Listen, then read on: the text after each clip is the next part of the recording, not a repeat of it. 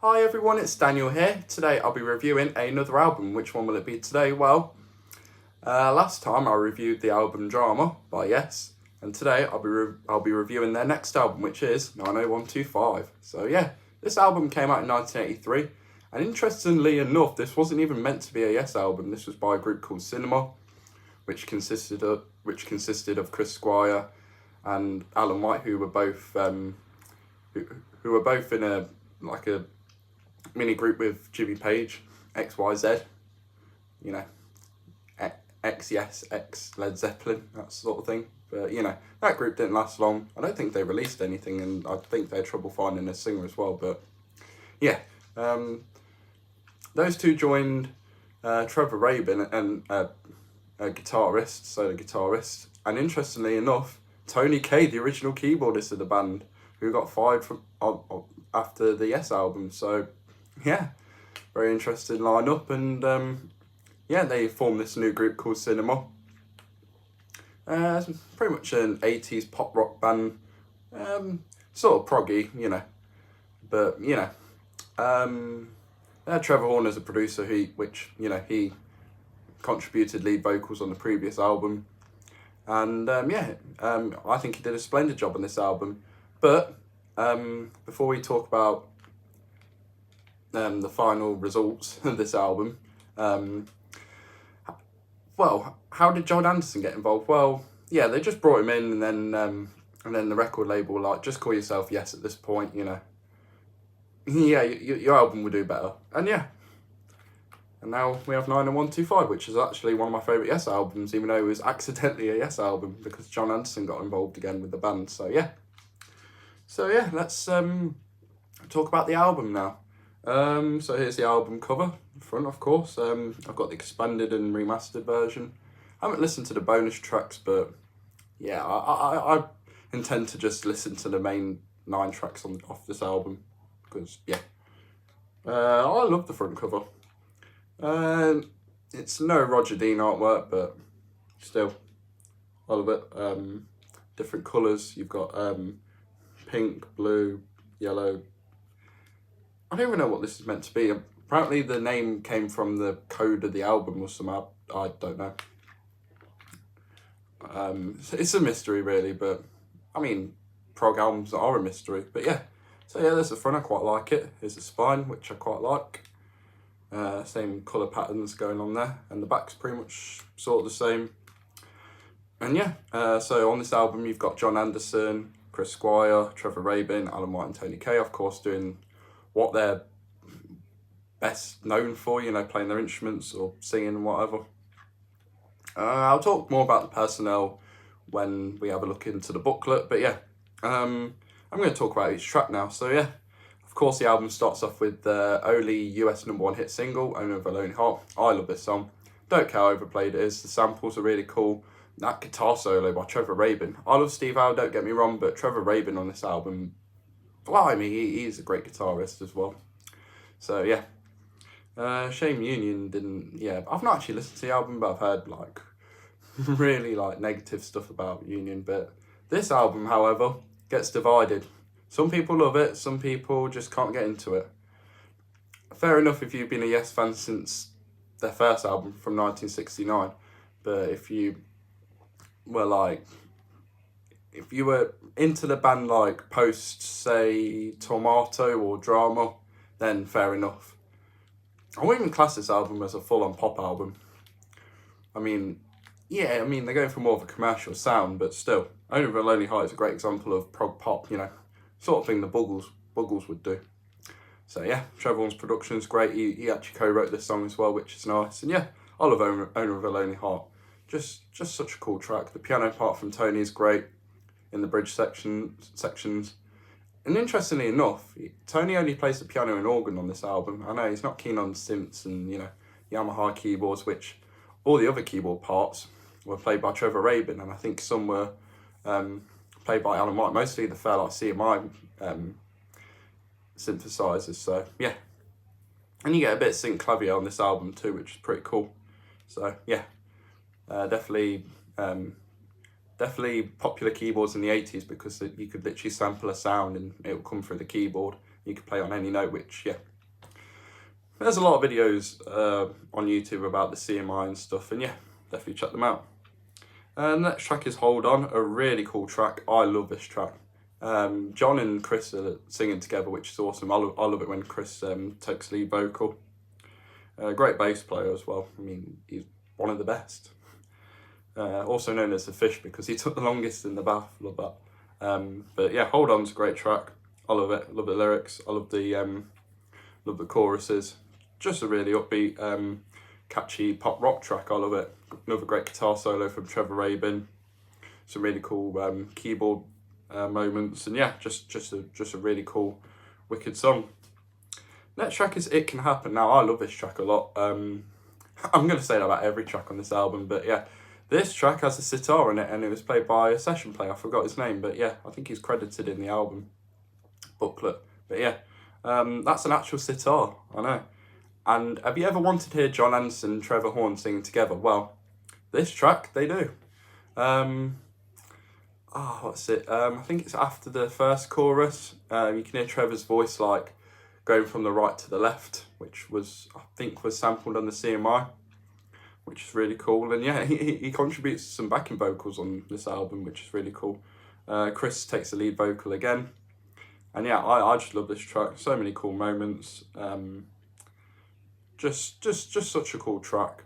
It gets heavier towards the end, and then yeah, I just love the way most of these tracks build up. They start off like quite soft and then get like quite heavy towards the end, which I love. I love this track a lot. And the next track is Changes, which they're letting the prog shine on this album with this track. That marimba at the start's really cool. Like, I don't know what time signature it's in, but it's really cool. I love this track. Another great rocker. Trevor Rabin takes most of the lead vocal work on this track, which that's really cool. And I'll let them off because, you know, this track wasn't released as a single, so yeah, Trevor's allowed to take lead vocal this time around. And yeah, John sounds great on this track. The guitars are amazing. That guitar solo is really cool. The bass work from Chris, the keyboards, the drumming from Alan. I mean, on this album, Drama, like both of these albums have like Alan's best drum work ever in Yes, in my opinion. And I will admit this is definitely a top 5 Yes album for me. Even though it wasn't meant to be a Yes album. But yeah, I can't believe they only released 3 albums, and yeah, 2 of them are like two of my favourite albums of all time. But yeah. So yeah, that's side 1. If you're listening to this on vinyl, I've got the CD because why not? Right, side 2 starts off with an instrumental called Cinema. Now this track's really cool. They won an award for this as well. Bloody awesome, this track, I love it. The guitar work from Trevor, the bass line from Chris. I believe he plays it fingerstyle as well because I think he did that live. The drumming from Alan's just brilliant. And the keyboards are amazing. And yeah, I just love this track. And then after this track ends, we go straight into another track called Leave It, which starts off with some brilliant vocal work from the band. And well, mostly John and Trevor because, you know, they obviously sing lead vocals on the track. But the next track is Leave It. I love this track a lot. I believe most of like the vocal parts were played on the CMI, sampled and then played on the CMI, which is really cool. And then yeah, you get some really cool drumming from Alan. The bass line's cool, and you even get some real violin in this track. And then that bridge section is just brilliant. Reprise from a reprise of the intro, but like a lot heavier. It's just awesome. I love this track a lot. And some great piano work from Tony Kaye as well. So yeah, I love Leave It, a great single, and yeah, definitely a nice blend of pop and rock. So yeah, just brilliant. And also I heard that Trevor Horn wanted to try and get a Stuart Copeland drum sound, you know, his drum sound from Synchronicity, by the Police obviously. He wanted to get a similar drum sound from that album onto this album for Alan's drums, which yeah, I think he does a pretty good job. Definitely sound like 80s drums, but yeah, they work, and Alan's a great drummer anyways. I mean, I wouldn't even say he's like, I don't know, him and Bill Bruford, both brilliant drummers, but I think Alan's more underrated in my opinion. So yeah, next track is our song, A very fun, fast, upbeat pop rock track. I love it. Just brilliant. Definitely sounds like Yes still, and yeah, I love the different sections and the keyboard parts are great. I just love this track a lot. I believe this was a B-side to Owner of a Lonely Heart. I could be wrong, but yeah. Our song, great song, love it. Yeah. Just great work from the whole band. The musicianship is just like top notch. And to think you only have had like you only have two of the members from Drama on this album, you know, and then you get their first keyboardist, and then you get Trevor Rabin, who like accidentally joined the band, and then John Anderson, who was brought in to record vocals. It's just awesome.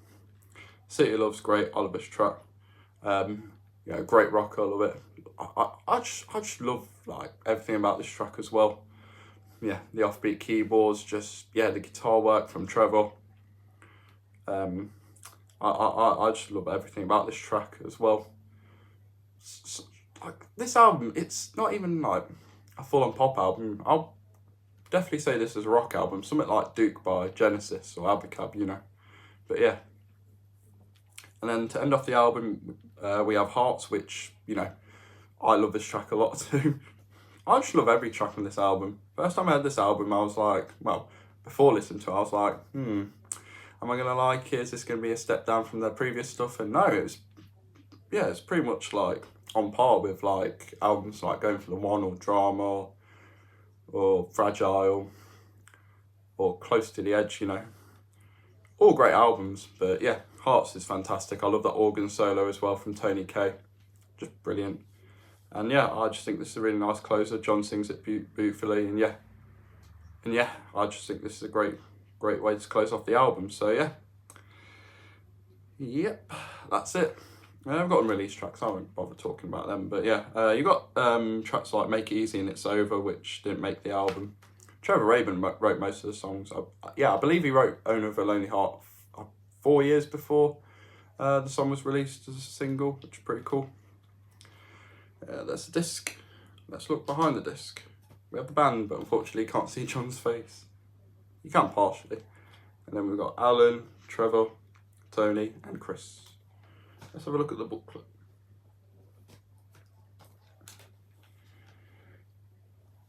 Try and get it out. Don't want to mess it up. Yeah, let's have a read. I won't go through it all, but yeah, cool photo of the band there. Very 80s, but very cool. Got John on the acoustic guitar there. Tony on his piano. Alan, of course, on the drums. You know, Chris and John just having a great time, and Trevor. Yeah. Very nice. Great production on this album as well. So yeah, we've got Owner of a Lonely Heart, Hold On, It Can Happen, Changes, Cinema, Leave It, Our Song, which was written by the whole band, City of Love, and Hots, which was also written by the whole band. Trevor co-wrote Owner of a Lonely Heart and Leave It. So yeah, that's cool. So of course we've got John Anderson on vocals, Chris Squire on bass, guitars and vocals, Trevor Rabin on guitars, keyboards and vocals. Yeah, Trevor does most of the keyboard work, and I believe Tony actually left the band for a bit, and then they brought in Eddie Jobson for like a couple of weeks, and then they had to hide him from the Owner of a Lonely Heart video as much as possible because Tony rejoined the band. Quite funny actually. Alan White on drums, percussion and vocals, and Tony Kaye on keyboards.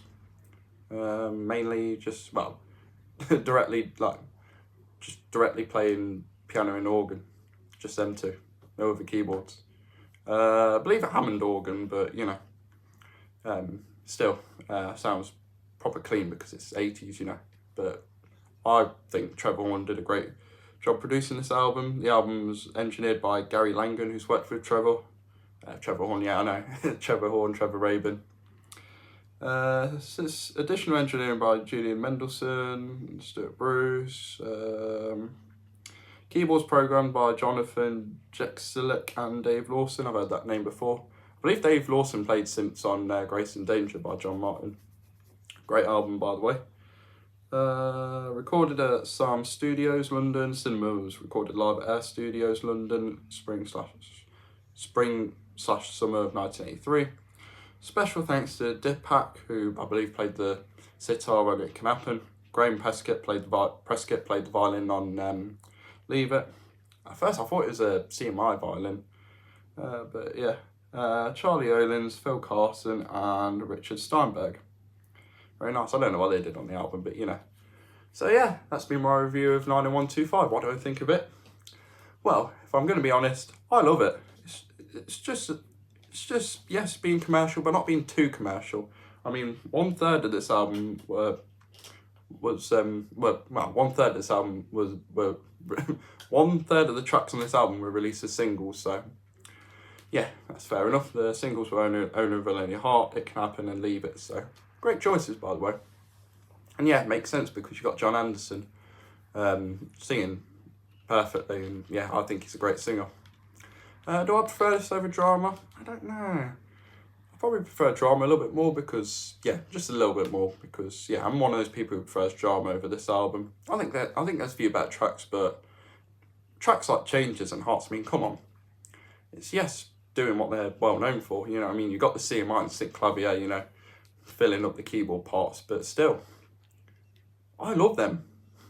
I love them instruments, so yeah, let me know what you think of this album in the comments. And yeah, thank you for watching, everyone. This has been my review of 90125 by Yes. Do you like this album? Do you dislike it? Are you alright with it? Please do let me know. And please let me know if, yeah, this was a commercial breakthrough. Well, it was, but do you really think, like, they sold out? I believe this album only hit number 16 in the UK, but they started getting really popular in the US. If I can recall, Drama hit number 2 in the UK, so yeah. Anyways, thanks once again, everyone, and yeah, see you next time, and take care in a bit, and bye-bye.